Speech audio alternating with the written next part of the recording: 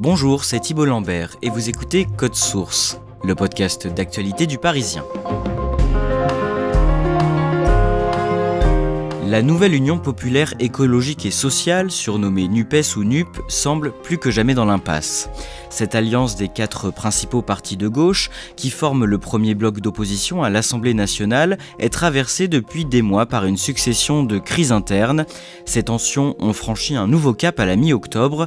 Les députés socialistes et communistes ont décidé de prendre leur distance avec la France insoumise, après que certains élus ont refusé de qualifier le Hamas, auteur des récents massacres en Israël, d'organisation terroriste. Alors Code Source vous raconte comment l'Union a tourné à la désunion. Avec Pierre Morer et Julien Dufay, ils couvrent tous les deux la gauche au service politique du Parisien. On va revenir plus en détail sur les récents événements qui ont mené la NUPES dans l'impasse, mais d'abord on a choisi de commencer cet épisode à la date du samedi 6 mai 2022. Ce jour-là, les principaux dirigeants des partis de gauche et des écologistes sont réunis sur scène à Aubervilliers en Seine-Saint-Denis pour sceller leur union en vue des prochaines élections législatives. Julien Dufay, décrivez-nous ce moment. C'est d'abord une grande scène avec le logo de la NUPES, donc ce logo arc-en-ciel, et sur l'estrade, donc Jean-Luc Mélenchon. Où sont les chefs? Il paraît que je dois vous saluer. Qui accueille le chef des socialistes, Olivier Faure, le chef des écologistes, Julien Bayou. Le communiste Fabien Roussel s'est déjà éclipsé, mais il était là quelques minutes plus tôt. C'est un moment historique, comme va le dire Jean-Luc Mélenchon. Mon expérience du combat politique me fait mesurer la profondeur historique de ce que nous sommes en train de réaliser, je le sais. Ce qui était inimaginable 15 jours auparavant, on était en pleine campagne présidentielle, les 4 candidats de gauche multipliaient les invectives les uns envers les autres. Pour la première fois, il y a un accord général de toutes les forces de gauche au premier tour d'une législative sur l'ensemble des circonscriptions. Ils vont concourir sous la même bannière, la bannière de la NUPES. En quelques mots, qu'est-ce que la NUPES, d'où est-ce que ça vient et quel est son objectif ? Ça veut dire nouvelle union populaire, écologique et sociale. On voit bien qu'on essaie de ménager les insoumis, les socialistes, les écologistes et les communistes. Donc c'est d'abord un accord électoral, ça veut dire que dans les 577 circonscriptions de France, il n'y aura qu'un seul candidat de gauche. Les insoumis évidemment en récupèrent la majorité, mais il y en aura assez pour les écologistes, les socialistes et les communistes pour constituer un groupe à l'Assemblée. Mais c'est aussi un programme partagé de gouvernement. Ils vont s'entendre sur des mesures. Les plus emblématiques, c'est le SMIC à 1 500 €, c'est la retraite à 60 ans ou encore l'instauration du référendum d'initiative citoyen. On a mis un peu sous le tapis les questions qui fâchent. On part grouper pour les législatives de juin 2022. Pierre Morer, qui sont les artisans de cette union ? Bien, les discussions ont tout d'abord été menées sous la houlette de la France insoumise, puisque Jean-Luc Mélenchon a fait 22% lors de l'élection présidentielle. Celui qui mène les discussions, c'est Manuel Bompard, qui est le bras droit de Jean-Luc Mélenchon. Du côté des socialistes, on retrouve le maire Pierre Jouvet. Du côté des écologistes, c'est Julien Bayou, qui est à l'époque encore patron du parti. Et en fait, l'accord, il est entériné par la signature du Parti socialiste, réellement, le 5 mai, puisque les 4 composantes de cette nouvelle alliance ont trouvé un accord pour offrir 70 candidats au Parti socialiste. Nous avons réussi l'objectif politique que nous nous étions donné en moins d'1 mois de faire tomber celui qui, avec autant d'arrogance, avait tordu le bras de tout le pays pour être élu sans qu'on sache pourquoi faire. Le dimanche 19 juin 2022, c'est le second tour des élections législatives. On connaît donc la composition de la future Assemblée nationale. Est-ce que c'est une victoire pour la NUPES ce soir-là ? L'Alliance, elle obtient 150 députés. Le groupe insoumis passe de 17 à 75 députés, ce qui est une croissance considérable. Ils sont quasiment multipliés par 4. Donc leur rentrée à l'Assemblée se fait dans une atmosphère euphorique, puisqu'il y a une alliance de la gauche qui n'avait pas été connue depuis des années. Mais le résultat obtenu n'est pas à la hauteur des attentes. Cette alliance, elle forme néanmoins un bloc important à l'Assemblée ? Oui, parce que la majorité présidentielle, fait inédit, se retrouve en situation de majorité relative. C'est-à-dire que sur certains textes de loi, il va lui manquer des voix pour faire passer ces projets de loi.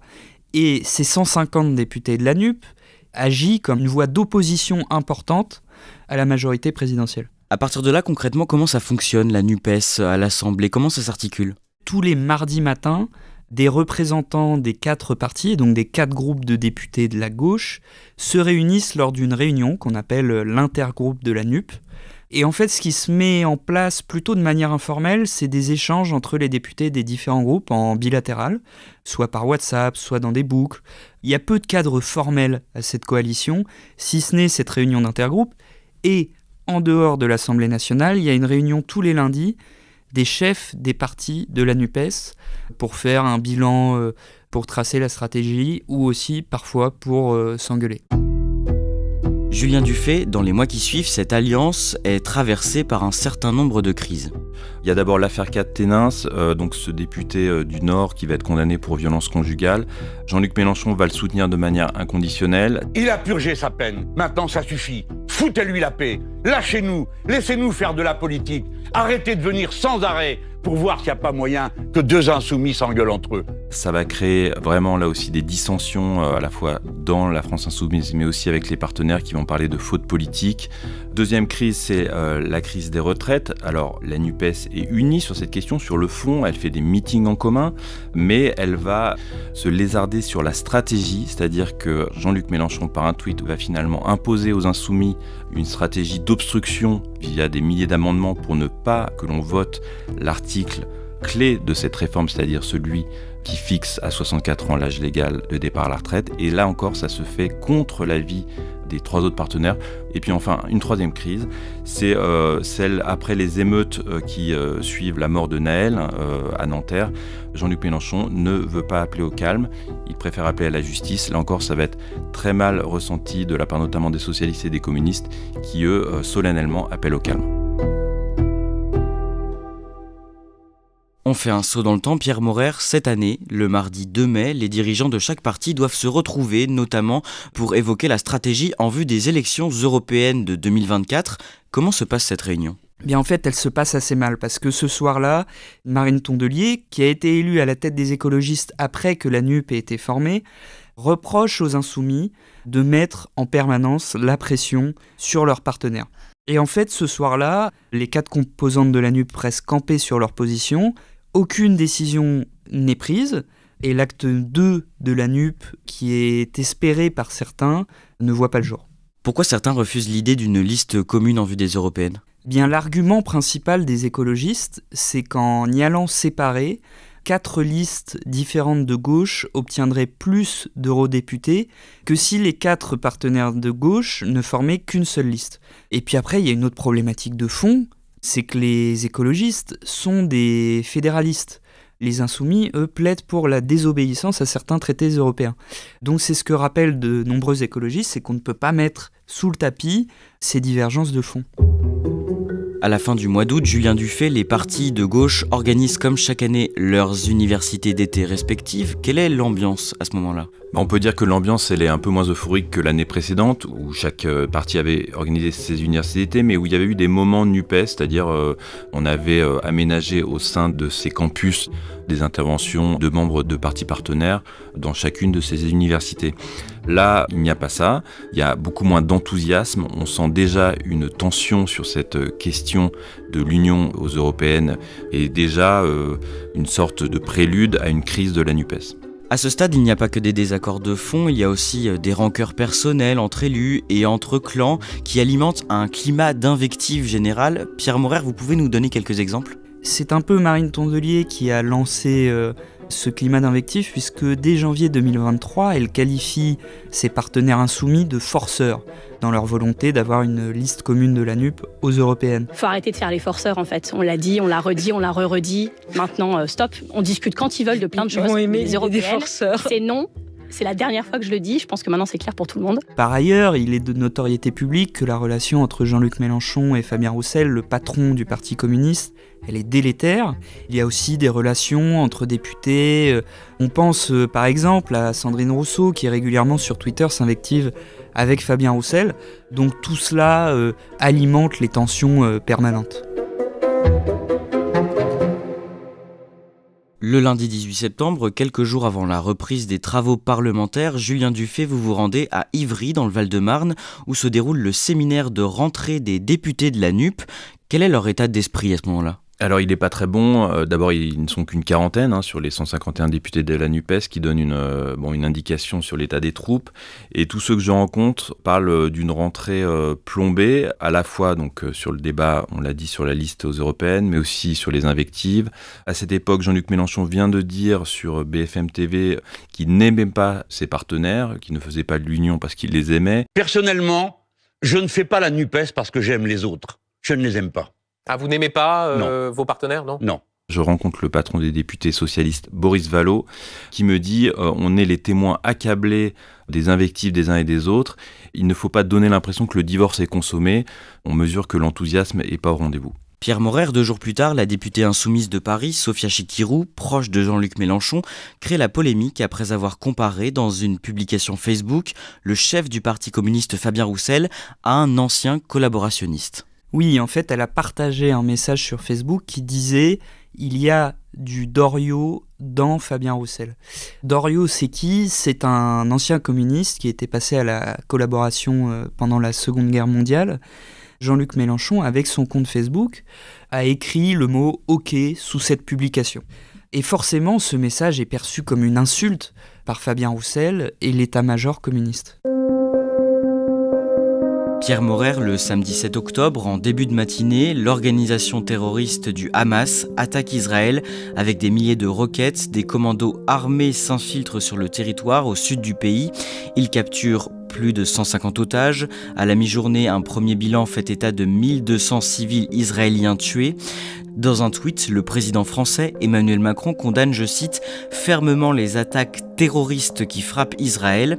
En début d'après-midi, le groupe des députés insoumis publie à son tour un communiqué. Que dit ce communiqué ? Bien, je vais vous lire la première phrase puisque c'est cette phrase en particulier qui a fait couler beaucoup d'encre. L'offensive armée de forces palestiniennes menée par le Hamas intervient dans un contexte d'intensification de la politique d'occupation israélienne. En fait, dans la foulée, le groupe parlementaire insoumis est accusé de renvoyer dos à dos le Hamas, qui est considéré comme une organisation terroriste, et l'État d'Israël. Alors il faut savoir que Jean-Luc Mélenchon s'était exprimé avant la publication de ce communiqué sur Twitter, où lui semblait condamner toutes les violences puisqu'il écrivait « Toute la violence déchaînée contre Israël et à Gaza ne produit et ne reproduit qu'elle-même ». Ces propos de Jean-Luc Mélenchon et ce communiqué de la France Insoumise provoquent des réactions indignées de tous bords, y compris à gauche. Par exemple, le lendemain de la publication du communiqué, c'est le député socialiste Jérôme Guedj qui a une expression assez importante, puisque c'est un député pro-NUP, qui est un ancien proche de Jean-Luc Mélenchon, et il se dit dégoûté. J'ai été abasourdi, dégoûté, effrayé de voir que dans ce moment-là, on pouvait avoir une relativisation, une explication, chercher peut-être des circonstances explicatives à l'intervention des terroristes. Quand on est dans ce moment de guerre, d'émotion, de sidération, chaque mot compte. Toute prise de position qui, dans l'immédiat, n'a pas cette clarté, pardon de le dire, elle me dégoûte, elle pose problème parce qu'elle ne dit pas clairement les choses, et dans un moment comme celui-là, on doit dire clairement les choses.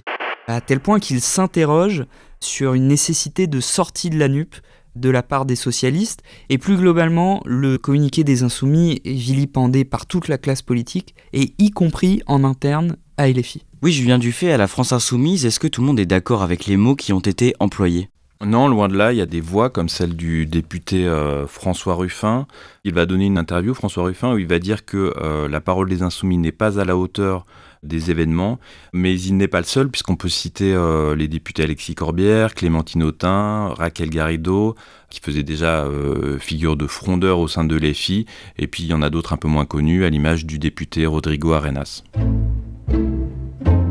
Le mardi 10 octobre, les députés insoumis, présidés par Mathilde Panot, organisent une conférence de presse pour tenter de s'expliquer. Comment ça se passe ? Mathilde Panot va à ce moment-là dire qu'elle ne change pas sa position d'un iota et elle va surtout donner l'impression de s'embourber un peu dans des circonvolutions. On va la presser de questions et elle va finir par lâcher « Nous condamnons l'ensemble des crimes de guerre qui visent à la terreur, donc on peut appeler ça terroriste ». En fin de conférence de presse, on va lui demander comment elle définit le Hamas. C'est la branche armée qui aujourd'hui est responsable de crimes de guerre, voilà, et c'est largement documenté. Vous pourrez. Mais j'ai répondu sur terroriste en fait. La clarification qui était attendue ne vient pas. La France insoumise, du moins sa direction politique, ne veut pas accoler le mot Hamas et terroriste. Le lendemain, c'est la maire de Paris, Anne Hidalgo, qui prend la parole dans les colonnes du Parisien et elle a des mots très durs envers la NUPES. Elle fait une interview au lance-flamme contre Jean-Luc Mélenchon, mais aussi contre Olivier Faure, puisqu'elle dit que l'insoumis représente une impasse absolue pour la gauche. Et elle dit d'Olivier Faure, du premier secrétaire du PS, qu'il se cache sous la figure tutélaire de Mélenchon, qu'il emmène tout le monde dans le mur. Elle lui reproche aussi de manquer de courage. Anne Hidalgo, dont on sait qu'elle n'apprécie pas Olivier Faure depuis la dernière campagne présidentielle, profite du moment pour le mettre sous pression afin qu'il se désolidarise de Jean-Luc Mélenchon et de la NUPES. Pierre Maurer, elle n'est pas la seule à critiquer le poids de Jean-Luc Mélenchon au sein de la NUPES. Qu'est-ce qui est reproché au leader de la France insoumise ? Ce qui lui est reproché, c'est ses tweets, ses interventions permanentes dans les débats au sein de la NUP, ses interventions dans la stratégie à établir, et aussi sa mise sous pression permanente des partenaires. Par exemple, il y a un tweet qui a beaucoup choqué les socialistes et les écologistes, où il plaçait ses partenaires de la NUP sur le même plan que des élus du Rassemblement national. Et plus largement, ce qui est reproché au tribun insoumis, c'est sa stratégie de conflictualisation permanente du débat politique. Quelques jours plus tard, le dimanche 15 octobre, le Parti communiste, réuni en Conseil national, vote une résolution concernant la NUPES. Qu'est-ce qu'elle dit, cette résolution ? Sans grande surprise, les communistes pointent l'impasse que serait la NUP à leurs yeux. Ils appellent à la dépasser, si ce n'est à en tourner la page pour en ouvrir une nouvelle, puisque le PCF, dans cette résolution, appelle l'ensemble de la gauche à un nouveau rassemblement de la gauche et des écologistes dans le but d'élargir l'union. Donc le divorce de la NUP n'est pas formellement prononcé, mais en tout cas, il en prend le chemin et surtout, cette résolution, elle met un peu plus la pression sur Olivier Faure qui doit réunir les socialistes 2 jours plus tard. Et le mardi 17, justement, Olivier Faure, le premier secrétaire du Parti socialiste, est l'invité de France Inter et il enfonce le clou, Julien Dufay. Oui, il a des mots forts, il dit qu'il enrage, qu'il n'en peut plus de la stratégie de Jean-Luc Mélenchon. Là où j'enrage, c'est que depuis une semaine, de quoi parle-t-on ? On parle exclusivement de la France insoumise qui a refusé à un moment de qualifier, ce qui est pourtant une évidence, le Hamas d'organisation terroriste. Et je n'en peux plus. Il explique qu'il n'a pas signé la NUPES en mai 2022 pour la bordélisation permanente, ce sont ses mots. Et il annonce aussi donc qu'il va proposer le soir même la suspension des travaux parlementaires de la NUPES aux socialistes. Pour lui, donc, il y a eu un dépassement de borne de la part de Jean-Luc Mélenchon, mais il y a aussi une pression, on l'a vu avec Anne Hidalgo, une pression de ses opposants internes au Parti socialiste qui lui disent que là, il faut vraiment marquer le coup.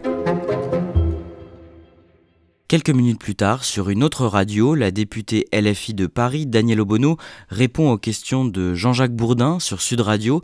Elle est de nouveau interrogée sur le Hamas. Qu'est-ce qu'elle dit ? L'intervieweur Jean-Jacques Bourdin renverse la question qui fait débat. Il demande pas à Obono si le Hamas est terroriste, il lui demande si le Hamas est un mouvement de résistance. Oui, c'est nécessaire d'avoir des clarifications parce que les mots sont importants. Moi, j'ai envie de clarification, justement. Est-ce que c'est un mouvement de résistance ? C'est un groupe politique. On va sentir la députée un peu déstabilisée. Jean-Jacques Bourdin va insister lourdement, est-ce que le Hamas est un mouvement de résistance ? Et l'insoumise va finir par dire oui. C'est un mouvement de résistance, c'est ce que vous pensez. Qui se définit comme tel et qui est reconnu comme tel par les instances internationales. C'est un mouvement de résistance, c'est ce que vous pensez. Pierre Maurer, ces mots provoquent immédiatement une avalanche de réactions indignées, jusque dans l'hémicycle et même au sein de son propre camp. À partir du moment où elle prononce ces mots et que la séquence devient virale sur les réseaux sociaux, tout le monde s'en saisit, à commencer par le ministre de l'Intérieur Gérald Darmanin, qui saisit la justice pour apologie du terrorisme. Daniel Obono se retrouve rapidement en fait isolé, y compris au sein de son propre camp. Les Insoumis ne partagent pas sa position. Le soir même, le Parti socialiste se réunit en congrès national et soumet au vote son avenir au sein de la NUPES. Quel est le résultat, Pierre Morer ? Alors il est décidé d'un moratoire de la participation du Parti socialiste aux travaux de la NUPES. Alors concrètement, qu'est-ce que c'est un moratoire ? C'est juste une suspension de la participation du PS aux travaux de l'Alliance. Ce moratoire, il est adopté à une petite majorité des voix, environ 54%. Et surtout, ce qui est acté, c'est la défiance des socialistes à l'égard de Jean-Luc Mélenchon, puisqu'il est écrit dans le texte qui a été voté que Jean-Luc Mélenchon a été un facteur d'union, mais qu'il est aujourd'hui devenu un obstacle. Et ils appellent à former une autre méthode du travail, si ce n'est un autre rassemblement. Et dans un billet sur son blog publié le dimanche 22 octobre, Jean-Luc Mélenchon écrit, je cite, que concernant la NUPES, un point de non-retour a été franchi. Pierre Morer, ça veut dire que c'est fini ? Pas encore totalement, puisque, on l'a vu précédemment, la NUP, elle vit essentiellement à l'Assemblée nationale. Et pour le moment, l'intergroupe de la NUP à l'Assemblée se réunit toujours entre les communistes, les insoumis et les écologistes. Depuis mardi 9 octobre, les socialistes n'y participent plus, mais les autres continuent de se réunir.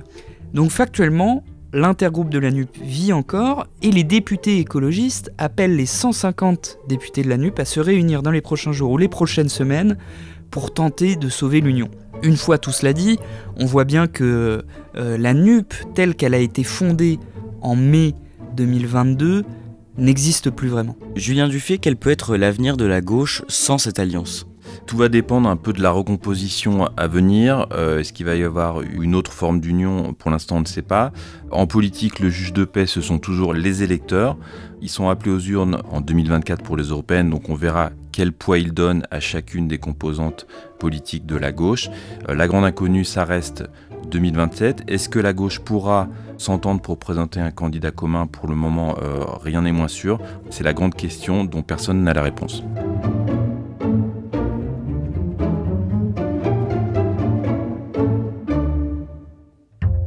Merci à Pierre Morer et Julien Dufay. Cet épisode a été produit par Barbara Gouy et Raphaël Pueyo, réalisation Pierre Chaffanjon.